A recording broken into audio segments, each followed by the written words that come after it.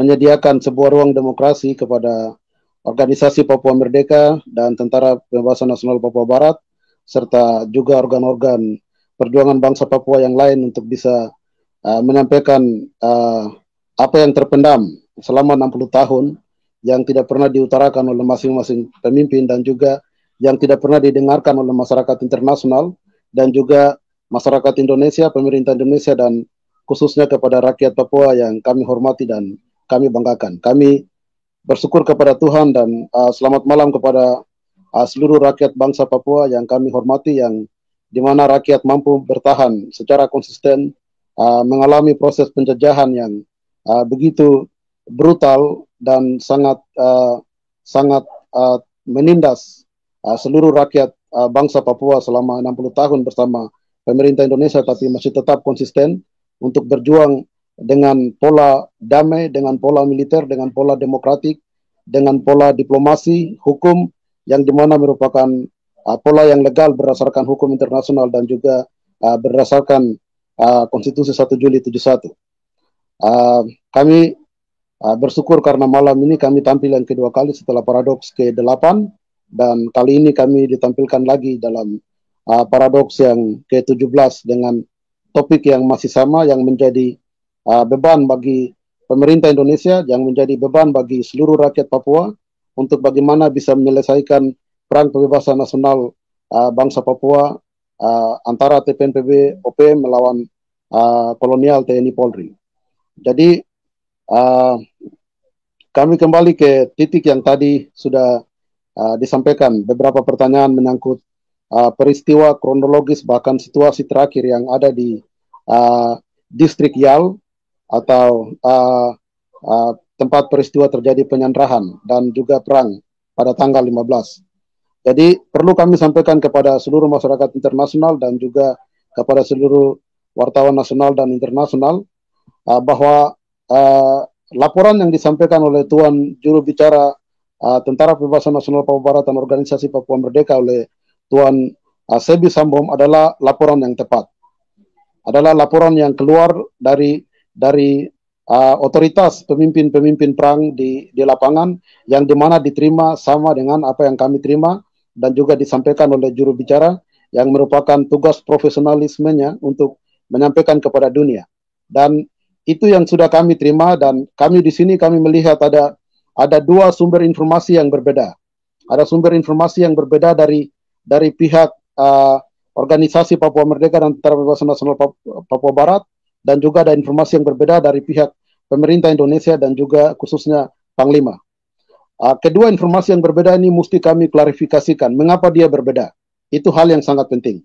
Mengapa informasi yang diberikan oleh kami, organisasi Papua Merdeka dan Tentara Pembebasan Nasional Papua Barat dari lapangan itu berbeda dengan statement atau pernyataan yang disampaikan oleh Panglima TNI. Mungkin kami membenarkan apa yang juru bicara kami menyampaikan, bahwa informasi yang disampaikan oleh juru bicara itu juga yang kami tahu, yang itu juga merupakan komunikasi ke otoritas pemimpin kami di Kodam 3 Dugama Daratma, khususnya Brigadir Jenderal Egyanus Kogoya, Pemne Kogoya, dan juga Perek Jelas Kogoya sebagai Komandan Operasi di distrik Yal. Dan mereka ada pada situasi mereka melakukan hal itu, dan ada evidence, ada bukti, ada korban, dan itu terjadi dari awal sampai sekarang saat ini. Kami melihat informasi itu terjadi simpang siur antara penjelasan yang disampaikan oleh Panglima TNI dan kami itu ketika semua jaringan komunikasi di Dugama Daratma, di khususnya di distrik Yal itu semua dimatikan. Akses internet dimatikan, dipadam, dan kami mencoba dalam waktu 2 hari untuk mengeluarkan bukti-bukti foto yang dimiliki oleh kami, oleh pasukan kami di lapangan. Kami tidak terima karena semua akses informasi akses internetnya dimatikan. Dan juga mulai kemarin jam 2 itu dimatikan semua akses telepon. Kami tidak bisa telepon. Tapi kami yakin dari pihak TNI pasti sedang melakukan komunikasi dengan Panglima. Jadi kembali melihat kepada pernyataan yang disampaikan oleh tahan Pak Jeffrey. Saya dari kemarin meminta bukti foto, video dari mayat-mayat yang Anda klaim ada 12 sampai 15 jenazah dari personil TNI, dan Anda berjanji akan berikan, tapi ternyata Anda sampai saat ini tidak bisa berikan, dan Anda mengatakan bahwa itu akses internet semua dimatikan. Seandainya kalau misalkan dihidupkan kembali, Anda bisa akan buktikan bahwa ada foto-foto mereka, ada video membuktikan bahwa jenazah itu betul-betul ada, Pak Jeffrey. Sangat, kami menjamin itu sangat pasti, karena dalam implementasi perang Tentara Pembebasan Nasional Papua Barat dan organisasi Papua Merdeka, sekarang ini kami menuju kepada tahap-tahap di mana kami mengimplementasikan hukum internasional, hukum perang internasional, di mana kami perlu transparansi. Kami akan menyampaikan sesuatu yang terjadi. Ketika kami dapat tembak, selalu juru bicara kami menyatakan bahwa kami dapat tembak. Selalu panglima kami di lapangan menyampaikan secara terbuka bahwa kami ditembak. Dalam footnote kami, dalam catatan perang kami dari awal, dari orang-orang tua kami, sejak memulai perjuangan ini belum pernah ada sebuah penipuan terhadap pembunuhan yang terjadi. Itu belum pernah ada, karena orang Papua punya adat yang memiliki nilai tertinggi dalam adat dan budaya orang Papua itu manusia. Setelah manusia itu dibunuh, tidak pernah dalam adat orang Papua menyembunyikan arwah atau menyembunyikan jasadnya. Itu tidak pernah ada. Dan hukum itu diimplementasikan oleh Tentara Pembebasan Nasional Papua Barat. Oleh sebab itu, jika kita lihat kembali feedback ke semua footnote atau catatan kaki daripada perang TPNPB yang terjadi di atas tanah Papua, setiap pembunuhan yang dilakukan oleh TPNPB terhadap musuh TPNPB yaitu kolonial TNI selalu diberitakan apa yang terjadi sesuai dengan realitas di lapangan. Ketika kami dapat bunuh, ketika orang Papua, TPNPB atau rakyat sipil yang dapat bunuh dari militer Indonesia, kami akan menyampaikan sesuai dengan bukti fakta yang terjadi. Dan itu belum pernah terjadi penipuan. Oleh sebab itu, sumber informasi yang telah disampaikan oleh juru bicara kami, itu adalah korek. Itu adalah informasi yang benar, yang juga disampaikan oleh otoritas pemimpin-pemimpin kami di lapangan, oleh Brigadir Jenderal Egyanus Kogoya, Pemne Kogoya, dan juga jelas Kogoya yang menjadi komandan batalion, bahwa pembunuhan dilakukan pada tanggal 15, yaitu 13 militer yang dibunuh, dan 1 dibawa keluar ke Timika, itu korek, dan 12 jenazah ini masih dipegang sampai saat ini, dan berdasarkan aturan organisasi militer kami sudah menyampaikan kepada TNI untuk bagaimana jenazah-jenazah ini diambil di tempat perang yang dilakukan. Dan informasi itu korek, kami masih bertahan dalam informasi itu. Terjadi misunderstanding, dan kedua informasi yang tidak sesuai antara dari pihak militer Indonesia yang disampaikan oleh Panglima Indonesia dan juga oleh juru bicara kami, dan kami sampaikan ketika terjadi cut network di mana jaringan kami diputuskan, tidak bisa terjadi akses informasi, dan mulai dari jam 2 kemarin itu semua akses telepon diputuskan. Jadi untuk membuktikan apakah itu benar dan tidak, pemerintah harus membuka kembali semua akses internet di wilayah perang. Itu, dan kami akan menyampaikan semua data-data resmi, foto-foto, bukti-bukti kepada pemerintah Indonesia. Dan di mana saya melihat ada sesuatu yang tidak benar, ini bukan hal yang baru.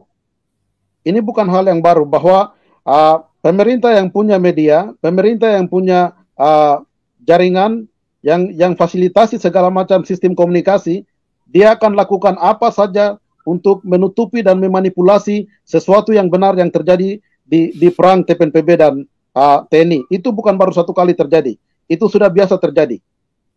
Oleh sebab itu, kami tidak yakin bahwa apa yang disampaikan oleh Panglima kemarin itu adalah informasi yang benar. Karena juga kami tidak melihat 4 orang yang disampaikan bahwa Panglima sudah pergi ketemu mereka langsung, dan 1 pasukan menyatakan komando kepada Panglima dan juga satu menyapa Panglima. Dan itu tidak ada bukti dalam sebuah jurnal berita dari Indonesia. Tidak ada satu TV, tidak ada satu wartawan yang meliput apa proses itu terjadi. Oh, ini agak berat karena tuduhan Dan kepada Panglima. kami betul-betul Tuduhan kami kepada betul-betul Panglima disampaikan oleh nggak main-main loh. Halo, Pak Jeff, sebentar. silakan. Pak Jeff, Anda buat pernyataan ini menuduh. Ini agak berat, Bos, karena saya juga bagaimanapun saya orang Indonesia dan Panglima saya amat sangat saya hormati. Masa beliau mau melakukan semacam press release atau semacam konferensi pers di muka umum yang diamati oleh dunia, lalu tidak seperti yang kenyataannya di lapangan. Ya, dan ini kan saya mau katakan, apalagi beliau sudah mengatakan bahwa apa yang disampaikan oleh pihak TPNPB, OPM itu semua hoax. Bagaimana Anda mau menyangganya ini? Karena memang kita lihat bahwa ada prajurit yang kembali dan sebagainya. Walaupun memang ada pertanyaan, 36 berangkat, 1 meninggal sudah diumumkan, 4 luka-luka sudah dievakuasi, 4 dinyatakan hilang. Tapi sisanya kemana memang saya belum tahu. Saya belum lihat ada yang chatting, ada laporan, dapat informasi dari mana. Anda bisa terangkan, Pak? Ya, apa yang terjadi sebenarnya? Maksudnya, kenapa Anda berani sekali menuduh bahwa Anda yang benar, lalu pihak kami yang salah dalam hal informasi ini? Dari pihak TNI. Sama sih kami tetap berdiri atas sebuah argumentasi menyangkut realitas yang terjadi di lapangan.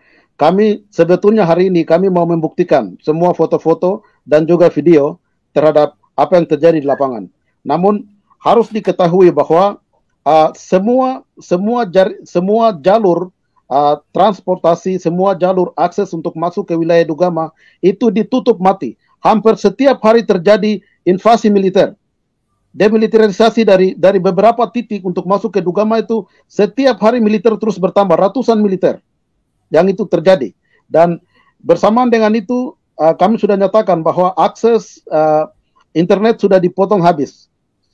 Kami tidak bisa membuktikan semua data-data yang kami sampaikan. Dan juga sebetulnya kemarin ketika Panglima melakukan konferensi pers, kami juga berpikir bahwa Panglima akan menyampaikan sesuatu realitas. Saya menonton itu. Saya merasa bahwa terima kasih karena hanya Panglima punya akses dengan mereka di lapangan karena mereka sudah padam semua jaringan internet kami. Mereka sudah padam semua sistem komunikasi kami. Dan saya berharap sekali kemarin itu Panglima bisa menyampaikan sesuatu yang benar. Dan oleh sebab itu saya menyimpulkan, Panglima walaupun dia menyatakan bahwa 4 sudah ada di rumah sakit dan dia menyapa mereka, tapi belum ada satu media yang meliput proses itu terjadi. Bah, ini kan negara demokrasi. Mengapa semua media itu dimatikan independensinya? Mengapa pemerintah memblokkan itu? Bahkan sampai di lapangan pun sampai detik ini belum ada sebuah laporan yang resmi bahwa tempat militer yang sudah diduduki atau perang terjadi antara pasukan kami dengan mereka itu belum ada sebuah realitas bahwa ada yang selamat. Pak Jeffrey, itu kalau bisa harus pemerintah buktikan itu. Pemerintah harus buktikan itu bahwa di Yal, di distrik tempat perang itu terjadi, bahwa itu aman dan mereka masih ada di sana. Dan coba buktikan bahwa 4 orang yang sudah dibawa sampai di Timika, yang ada di rumah sakit itu, coba dikeluarkan. Karena kami perlu bukti. Kami akan membuktikan, tapi internet kami semua di-cut off. Ini masalah. Jadi dengan klaim Anda bahwa ada 15 orang, ada 15 jenazah di daerah Anda di Nduga sana, itu berarti sisa dari 36, maksudnya dari kan 36 orang nih Pak yang dikirim resmi oleh TNI. Berarti semua belum pulang Pak. Cuma 4 orang yang dibawa, yang menurut liputan bahwa 4 orang terluka itu sudah dievakuasi. Berarti yang lain bukan cuma 4 yang terhilang atau bagaimana? Saya juga bingung. Ini pemirsa perlu mendapatkan kejelasan yang objektif. Nah, di situ semua kekeliruan yang terjadi pada kami. Tetapi informasi awal yang kami berikan bahwa tanggal 15 itu betul pasukan kami melakukan penyerangan di base mereka, di base TNI Kopassus. Dan dalam peperangan itu, satu ditembak pertama, dalam evakuasi mereka itu pasukan kami melakukan penyerangan. Dalam penyerangan itu kami sudah membuktikan, kami sudah menyampaikan kepada semua media nasional dan internasional bahwa kami telah menembak pasukan dan kami sudah merebut 9 senjata. Itu betul sudah dilakukan. Dan ini dalam situasi perang, Pak. Dalam situasi perang. Dan ketika perang itu terjadi, yang menyebar lari ke hutan, itu entah nasibnya seperti bagaimana, kami akan mendapatkan laporan kemudian. Dari 36 itu. Tetapi jenazah yang ada saat ini, yang dilaporkan oleh juru bicara, itu korek. Itu yang sudah ada dalam informasi yang sudah kami miliki, tetapi kami sulit membuktikan dalam bentuk foto, karena internet kami dipadam sampai detik ini, dan jalur akses untuk keluar masuk, semua ditutupi oleh ribuan pasukan Indonesia, ribuan TNI. Yang sampai saat ini terus, penerapan terus masih terjadi. Jadi Pastor Jos, demi kemanusiaan itu sudah disampaikan secara jelas dalam statement resmi oleh pemimpin-pemimpin militer kami di lapangan bahwa jenazah ini harus masuk dan ambil. Pemerintah harus secara bertanggung jawab masuk dan ambil. Karena kami tahu mereka juga korban daripada sikap pemerintah yang dilakukan, dan itu terjadi dan itu realitas, itu konsekuensi daripada keputusan pemerintah, keputusan Panglima. Dan kami sudah menyatakan untuk harus mengambil jenazah itu di lapangan, tapi sampai detik ini belum ada. Dan ini jenazah tidak bisa bertahan dari tanggal 15 sampai sekarang. Ya, bagaimana Anda mau harap pemerintah ambil atau TNI ambil tanpa invasi militer? Karena kalau mereka masuk juga kalian nanti tembak lagi. Ini bagaimana kira-kira baiknya? Saya sendiri sudah kemarin menawarkan diri. Kalau misalkan untuk mencegah pertempuran, kalian stop dulu baku tembak lah, gencatan senjata. Saya minta teman-teman OPM tahan diri dan TNI berhenti menembak biar kalau misalkan ini kami yang urus supaya tidak ada korban lagi, kami keluarkan jenazah itu secara baik-baik, secara terhormat, supaya bisa dimakamkan oleh keluarga mereka secara baik-baik, dan mereka bisa diberikan gelar pahlawan karena mereka diutus resmi oleh negara untuk berjuang di sana, dan apapun latar belakangnya. Tapi mereka layak dihormati, Pak Jeff. Saya minta tolong. Jadi bagaimana ini? Misalkan Anda bilang ambil, tapi kalau misalkan militer yang ambil, pemerintah yang ambil, kalian hajar lagi, bagaimana? Itu sebabnya saya nggak ngerti. Kalau saya memungkinkan nggak, kalau saya bisa dengan teman-teman rohaniawan barangkali bisa seperti yang saya tawarkan kemarin. Ya, sebelum Anda jawab, saya mau kasih tahu juga. Saya dengar Anda bilang ribuan tentara di sana. Itu padahal Panglima kami mengatakan tidak ada penambahan pasukan, Pak, tidak ada penambahan militer. Yang ada adalah rotasi, yang lama ditarik, yang baru dimasukkan untuk penyegaran, begitu. Jangan Anda buat sesuatu yang bikin tambah citra kami di mata internasional jadi kacau ini, Pak Jeff. Ini Anda dapat dari mana berita bahwa ada ribuan pasukan masuk di daerah Anda? Ya, jawab satu-satu, Pak. Yang pertama tadi soal bagaimana mekanisme, kalau memang betul-betul ada jenazah itu, saya tidak bisa tidak, Pak. Hati saya tersentuh oleh rasa kemanusiaan. Mereka bukan binatang, Pak. Mereka manusia. Mereka harus dievakuasi dengan baik. Walaupun tinggal jasad jenazah, bagaimanapun model jenazah itu, mereka harus dipulangkan supaya keluarganya bisa memakamkan mereka dengan layak. Silakan, Pak. Baik, Pastor. Jadi demi kemanusiaan, demi kemanusiaan kami sudah terbuka. Dari pimpinan-pimpinan militer, Kodam 3 Dugama Darakma sudah menyatakan bahwa ini ada jenazah. Pemerintah mau masuk ambil dan tidak. Pemerintah mau masuk ambil atau tidak. Itu demi kemanusiaan. Karena kami tahu bahwa itu tanggung jawab kami. Dan itu harus pemerintah harus membawa keluar jenazah-jenazah ini karena mereka punya keluarga, punya anak, punya istri, dan mereka punya semua keluarganya ada. Demi kemanusiaan itu kami sudah sampaikan. Tetapi yang sekarang saat ini menjadi masalah, di mana belum ada pengakuan dari pemerintah bahwa hal itu benar terjadi. Sementara jenazah sudah ada di sana. Soal ketika pemerintah membuka diri dan mengakui bahwa ya betul itu terjadi, maka dalam proses evakuasi itu, kami sebagai organisasi, kami punya mekanisme. Kami akan bicara kepada militer di lapangan, ini seperti begini, dan siap dievakuasi.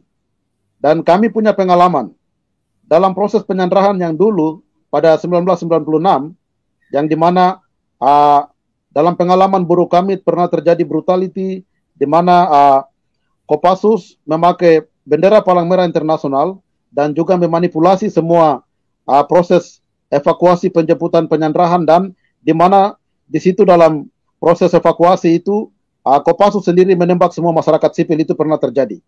Oleh sebab itu, kali ini ketika pemerintah membuka diri untuk turun mengambil itu jasad atau jenazah yang sudah ada di sana, kami OPM akan merekomendasikan, misalnya kami memilih Pastor Joshua memimpin tim, kemudian ada tim dari Pastor Joshua itu, dari Dewan Gereja Papua, dari pihak ini, pihak LSM, pihak mana, kami yang memilih, dan kami akan membuka diri untuk melakukan evakuasi jenazah yang ada di sana. Itu mekanisme yang akan kami lakukan. Itu tidak jadi soal. Tetapi yang menjadi soal saat ini, pemerintah tidak mengakui bahwa terjadi penembakan dan pasukan mereka ada jatuh di lapangan sana. Sementara realitas di lapangan itu berbeda. Jadi hanya pembuktian ini bisa terjadi ketika akses internet itu dibuka.